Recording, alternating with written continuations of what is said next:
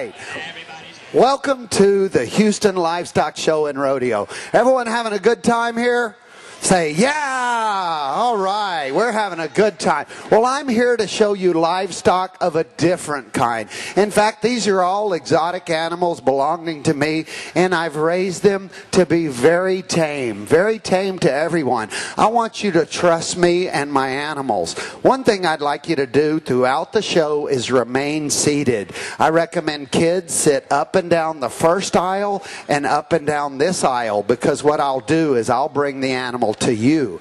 I ask that you remain seated throughout the whole show. The reason why is sometimes I bring out a cute fuzzy animal and all the kids rush up. Well, that scares the animal, because that's what lions and hyenas and coyotes do. They rush up in a pack and surround the animals. And all these animals are very tame and very sweet, so we want to keep them that way by not scaring them. So I ask that you keep your seats. Now, if you had your hand up and I didn't get to you, that's no problem. After the show, you can come up, you can still pet them, see them, ask your questions, and even take pictures with them. So if you didn't get a good look at an animal, have no fear. After the show, we'll let you. The name of our company is Zoofari Edutainment. And what I do is I try to educate, and my animals will entertain. Now, none of the animals are trick trained in any way. They don't roller skate, jump through fire hoops, balance balls, but alone they're quite amazing just for what they are. And I hope that I give you an appreciation of these wonderful animals. But again, welcome to the children's stage at Houston Livestock Show and Rodeo. First animal I'd like to talk about is my very favorite animal, and I've had her the longest. I've had her since I was a child in 1976. So growing up, her name is Coco, and growing up, me and Coco spent lots of time together. Any problems I had, I talked to Coco about, and she always understood my problems. So wonderful pet for children. This is the Moluccan cockatoo from Indonesia, also known as the salmon-crested cockatoo. See the salmon color in her crest? That's why she's called the salmon-crested cockatoo. Now, these come from the Moluccan Islands of Indonesia, where they're a very critically endangered animal. What the problem is on the Moluccan Island is they're deforesting it or cutting down the trees to make lumber for houses.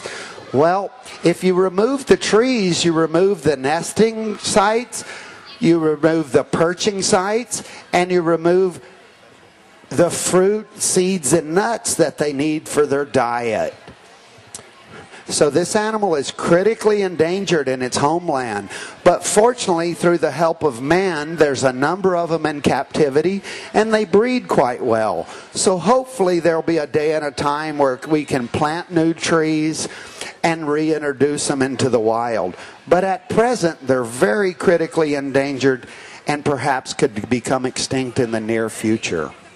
This is Coco, the Moluccan cockatoo. Many of you might have seen her dancing out there. She loves music, and she loves to dance, and she loves children. What I'm going to do is I'm going to sit her here and let you guys babysit her. Now, if you pet her, I recommend you pet her head.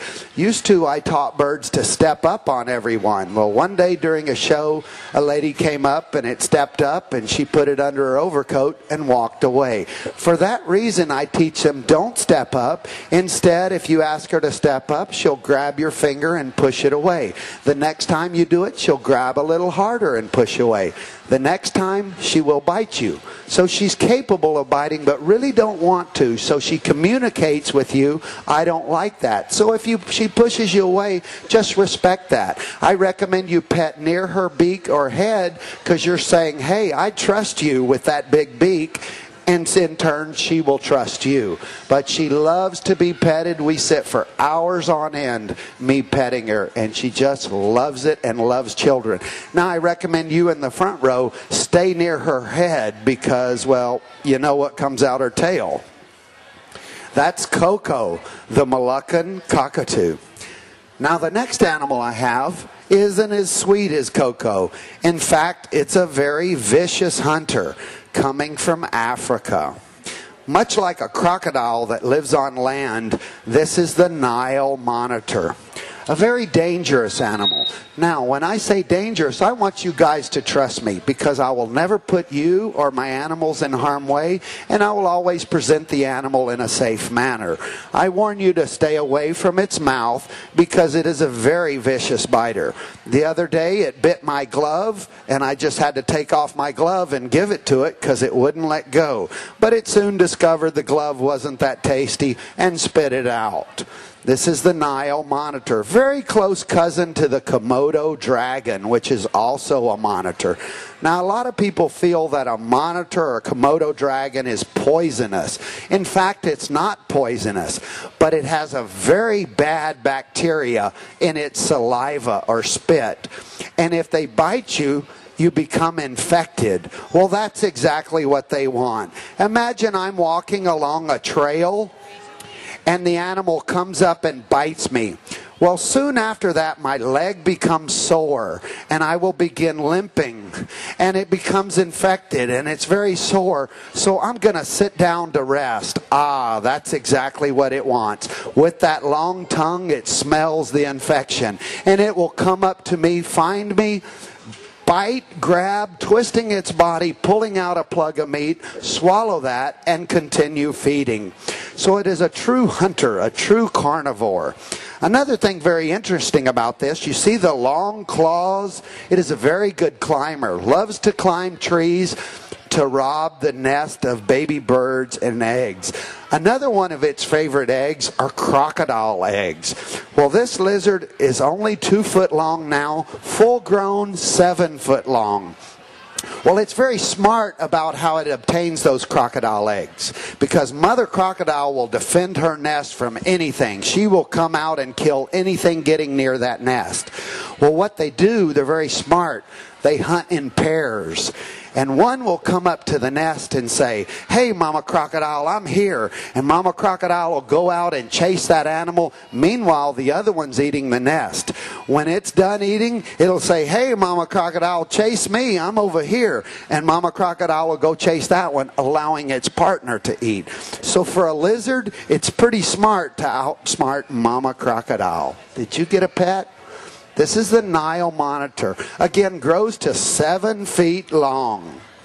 All right, for the next animal and several other animals in the future, I will need brave volunteers. So I'll give you this opportunity to psych yourself up and get real brave. And when I say brave, I mean brave, so don't chicken out. How about girl power? Come forward. What's your name? Karen. Johnny. Karen. Elizabeth. Karen, we got it, Karen. Come have a seat here. Okay, what I'd like you to do, Karen, is I'd like to open your hands like this. Now, if you get real scared, fold your hands and bring them to your chin and begin saying your prayers. Okay? But we're not going to be afraid. We're going to be very brave. Can I put a poisonous animal on your hands? Are you that brave? Good. Trust me. Remember, I won't hurt you. Did you bring your glove? Bummer. I brought mine.